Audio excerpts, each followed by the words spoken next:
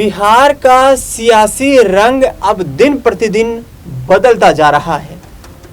कारण इसके पीछे एक स्पष्ट है कि नीतीश कुमार को अब भारतीय जनता पार्टी अधिक वक्त तक चीफ मिनिस्टर की कुर्सी पर नहीं रखना चाहती। ये सवाल उस वक्त खड़े हो जाते हैं जिस वक्त अश्विनी चौबे ये बयान देते हुए नजर आते हैं कि बिहार में एनडीए गठबंधन को बीजेपी लीड करती हुई नजर आएगी और इसके साथ साथ चीफ मिनिस्टर की बारी हमारी है, यानी कि बिहार में सीएम भी हम बनाने वाले। सम्राट चौधरी बिहार बीजेपी के अध्यक्ष और डिप्टी चीफ मिनिस्टर बार बार ये कहते हुए नजर आए थे कि नीतीश कुमार के साथ हमारी सरकार चल रही है, कॉमन मिनिमम प्रोग्राम के तहत दोनों दलों के बीच सहमति बनी है। लेकिन आने वाले वक्त में बिहार की राजनीति को, बिहार के विकास को, बिहार की तमाम यहाँ पर स्वास्थ्य सुविधाएं हो, शिक्षा सुविधाएं हो, जन कल्याणकारी नीतियों को अमली जामा पहनाने के लिए बीजेपी का शासनकाल जरूरी है। यानी कि कहीं ना कहीं कोशिशें ये की जा रही हैं कि आगामी वक्त में बिहार की राजनीति में भारतीय जनता पार्टी सत्ता पर काबिज होकर कहीं ना कहीं शासन प्रशासन को चलाना चाहती है। आज 5 उन महत्वपूर्ण मुद्दों पर चर्चा करेंगे बिहार की राजनीति के बारे में, जो कहीं ना कहीं एक तरफ भारतीय जनता पार्टी तो दूसरी तरफ नीतीश कुमार के लिए सिर दर्द बने हुए हैं। पहला मुद्दा यह है कि नीतीश कुमार को क्या चीफ मिनिस्टर पद से हटाना चाहती है बीजेपी। यह कोई पहली बार नहीं हुआ है। करीब आज से 22 महीने पहले बिहार के डिप्टी सीएम और बीजेपी के प्रदेश अध्यक्ष सम्राट चौधरी ने अपने सर पर एक पगड़ी बांधी। उस पगड़ी बांधने के पीछे उन्होंने तर्क दिया कि मैं नीतीश कुमार को जब तक चीफ मिनिस्टर की कुर्सी से नहीं हटा देता हूं तब तक इस पगड़ी को नहीं खोलूंगा। वो साफा जो बांधा गया उसको बांध करके नीतीश कुमार के खिलाफ लगातार चुनाव प्रचार करते हुए नजर आए। इसके साथ साथ 28 जनवरी 2024 को नीतीश कुमार को वहां से सरकार बनाने के लिए भी अप्रोच किया गया, लेकिन अब वो पगड़ी खोल दी गई है। तो क्या अब चीफ मिनिस्टर बदलने वाला है? क्या अब नीतीश कुमार बीजेपी की टर्म्स कंडीशंस पर यहाँ पर सहमत होते हुए नजर आ रहे? दूसरा बड़ा सवाल यह है कि चिराग पासवान यहाँ पर 5 लोकसभा सीटें जीत करके आए हैं और बिहार की राजनीति में दमदार एंट्री के संकेत भी दे दिए हैं, क्योंकि बीजेपी ने इंडिया गठबंधन की सीट शेयरिंग फॉर्मूले के तहत उनके चाचा पशुपति पारस को टिकट विहीन रख दिया था। तो चिराग पासवान को 5 सीटों पर चुनाव लड़ाने के लिए बीजेपी ने उनको सीट शेयरिंग फॉर्मूले के तहत टिकट ऑफर कर दी थी। इसके साथ साथ 100% जीत का परसेंटेज लेकर के यहाँ पर कहीं ना कहीं चिराग पासवान अब ये संकेत दे रहे हैं कि आगामी वक्त में बिहार में और भी अधिक यहाँ पर विधानसभा सीटों पर वह सहमत होते हुए नजर आएंगे और सीट शेयरिंग के मामले में यदि बीजेपी के साथ मिलकर ही चुनाव लड़ते हैं तो वहां पर भी अधिक सीटों पर चुनाव लड़ने की मांग करते हुए नजर आएंगे। तीसरा बड़ा प्रश्न ये है कि ललन सिंह क्या कदम उठाएंगे। ललन सिंह को राजनीतिक रूप से देखा जाए तो वह जेडीयू के साथ मौजूद है। जेडीयू जहां सरकार बनाने में कंफर्ट जोन में होती है, ललन सिंह की मौजूदगी वहीं पर नजर आती है। लेकिन ललन सिंह को व्यक्तिगत और पारिवारिक रूप से देखा जाए तो लालू प्रसाद यादव के बड़े करीब है।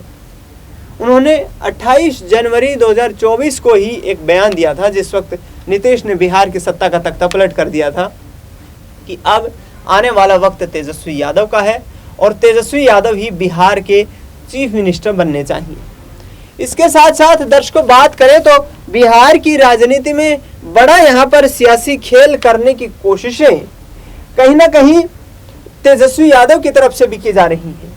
तेजस्वी यादव भी बार बार ये कहते हुए नजर आ रहे हैं कि नीतीश कुमार एनडीए के साथ मिलकर चाहे बिहार की बात कर ली जाए या फिर केंद्र सरकार की बात कर ली जाए, एनडीए के साथ सरकार चलाने को लेकर काफी संतुष्ट नहीं है। दूसरी तरफ ये भी साफ कहते हुए नजर आ रहे हैं कि चाचा हमें समर्थन देंगे, चाचा हमारे साथ सरकार बनाएंगे और मझधार में फंसी हुई आरजेडी को यहाँ पर नीतीश कुमार सहारा देते हुए नजर आएंगे। यानी कि तमाम सवाल खड़े हो जाते हैं और ये तमाम सवाल जब इनके जवाब तलाशने की कोशिश की जाती है तो ये तमाम सवालों का जवाब सिर्फ एक ही निकल करके आता है, नीतीश कुमार का सियासी कदम। आखिरकार नीतीश कुमार बिहार के चीफ मिनिस्टर क्या कदम उठाएंगे? अपने पिछले 40 सालों के राजनीतिक करियर में नीतीश कुमार ने बड़ी बड़ी यहाँ पर ताकतों को धराशायी कर दिया है। बिहार में जो भी सियासी समीकरण बन रहे हैं, जो भी यहाँ पर राजनीतिक समीकरण तैयार हो रहे हो, जिस भी परिस्थिति में उनकी पार्टी हो, लेकिन नीतीश कुमार वक्त आने पर, मौके पर चौका लगाने से नहीं चूकते हैं। इस वक्त देखा जाए तो बिहार में उनकी पार्टी तीसरे नंबर की सबसे बड़ी पार्टी है, यानी कि उनसे बड़े राजनीतिक दल के रूप में आरजेडी और बीजेपी मौजूद है, लेकिन फिर भी किंग मेकर भी बनाने की हैसियत रखते हैं और फिर किंग बनना भी जानते हैं। यानी कि नीतीश कुमार इस देश की राजनीति के सबसे बड़े जादूगर के रूप में अपने आप को एक नई पहचान दिला चुके हैं। फिलहाल देखा जाए तो एंटी इनकम्बेंसी भी देखने को मिली, क्योंकि हाल ही में संपन्न हुए लोकसभा के आम चुनाव में यहाँ एनडीए गठबंधन को 9 सीटें गंवानी पड़ी। जो इंडिया गठबंधन यहाँ पर तैयार किया गया, उसके खाते में 9 सीटों का इजाफा होता हुआ नजर आया। एक सीट महज किशनगंज की सीट 2019 में कांग्रेस पार्टी जीतने में कामयाब रही थी। आरजेडी का सुपड़ा साफ हो गया था लोकसभा चुनाव में 2019 में, लेकिन उसके बाद बाउंस बैक करते हुए इंडिया अलायंस ने गठबंधन किया। आरजेडी, कांग्रेस, प्रमुख रूप से वाम दल, यहाँ पर महागठबंधन में शामिल तमाम पार्टियों के नेता एक मंच पर आए और सीट शेयरिंग की गई। सीट शेयरिंग के तहत यहाँ पर कहीं ना कहीं आरजेडी ने बाजी मार ली और 4 सीटों पर जीत हासिल की गई। 4 सीटों पर जीत हासिल करने के बाद चिंता की लकीरें तो इस परिणाम से कहीं ना कहीं यहाँ पर तेजस्वी यादव और उसके साथ साथ नीतीश कुमार और सम्राट चौधरी के माथे पर भी होंगी। तेजस्वी यादव के माथे पर चिंता की लकीरें इसलिए होंगी कि क्या नीतीश कुमार यहाँ पर कोई सियासी कदम उठाएंगे नहीं, और नीतीश कुमार और सम्राट चौधरी के माथे पर चिंता की लकीरें इसलिए दिखाई दे रही हैं कि जिस आरजेडी ने 2019 में एक भी सीट पर जीत हासिल नहीं की थी, आखिरकार वो आरजेडी 2024 के आते आते 4 सीटें जीत जाती है। लालू परिवार का भी खाता खुलता हुआ नजर आता है और उनके परिवार की बेटी मीसा भारती पाटलिपुत्र लोकसभा सीट से जीत दर्ज करती हुई नजर आती है। लालू परिवार कोशिशों में जुटा हुआ है किसी भी तरीके से जोड़ तोड़ करके बिहार की राजनीति में वापस अपना सियासी वर्चस्व पा लिया जाए। आपको बता दें कि लगातार कोशिशें ये की जा रही हैं तेजस्वी यादव की तरफ से कि जेडीयू खेमे के कुछ विधायक जो हैं वो उनके संपर्क में बताए जा रहे हैं, और राजनीति के तो तमाम जानकारों का ये भी कहना है कि ये पूरा खेल खुद नीतीश कुमार ही खेलते हुए नजर आ रहे हैं। यानी कि नीतीश कुमार बिहार की राजनीति में किस तरीके से चीजों को चलाना है ये बेहतर जानते हैं, बजाय कि भारतीय जनता पार्टी और इसके साथ साथ आरजेडी की बात करें, क्योंकि तभी पिछले 20 सालों में 18 साल तक चीफ मिनिस्टर बनते आए हैं और बार बार सत्ता का तख्ता पलट करते हैं। आखिरकार नीतीश कुमार के जो 7 विधायक तेजस्वी के संपर्क में हैं, यानी कि क्या नीतीश कुमार खुद बैठकर ही कोई बड़ी राजनीतिक चाल चल रहे हैं? क्या नीतीश कुमार वाकई में बिहार में सत्ता का तख्ता पलट करने जा रहे हैं? क्या नीतीश कुमार अपने विधायकों से ही पार्टी को छुड़वा करके क्या सरकार को गिराने का प्रयास करते हुए नजर आएंगे? क्योंकि रेल मंत्रालय हो, बिहार को विशेष आर्थिक पैकेज देने की बात हो, विशेष राज्य का दर्जा देने की बात हो, ये तमाम बातें चल रही हैं और इन तमाम बातों का निष्कर्ष सामने निकल करके ये आता है कि नीतीश कुमार बिहार की राजनीति में एक महत्वपूर्ण किरदार बन चुके हैं।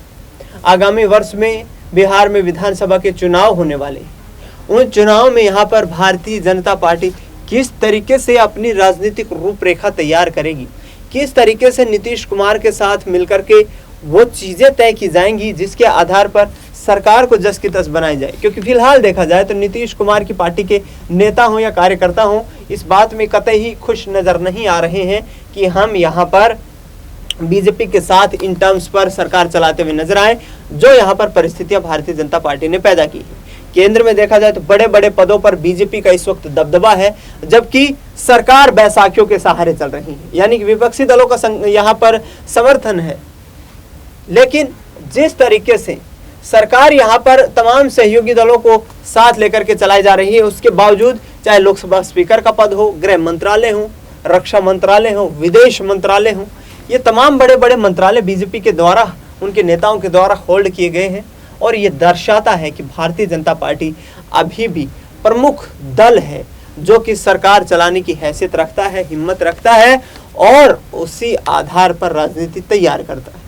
लेकिन देखना ये होगा कि नीतीश कुमार, जो कि प्रधानमंत्री नरेंद्र मोदी से पिछले दिनों कई बार उनके काफ़ी करीब आए थे, क्या वाकई में यहाँ पीएम मोदी के साथ एनडीए की गाड़ी को ही चलाते हुए नजर आएंगे या फिर रास्ता अलग कर लेंगे।